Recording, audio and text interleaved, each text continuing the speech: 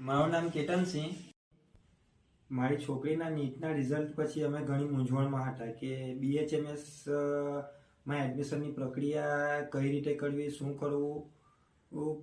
ઘણી બધી કોલેજોમાં મળવા ગયા. ત્યાર પછી અમે પૃથ્વી સર જે મતલબ અડાજણ વિસ્તારમાં ELP એજ્યુકેશન ઓફિસ છે ત્યાં આગળ મળવા ગયા.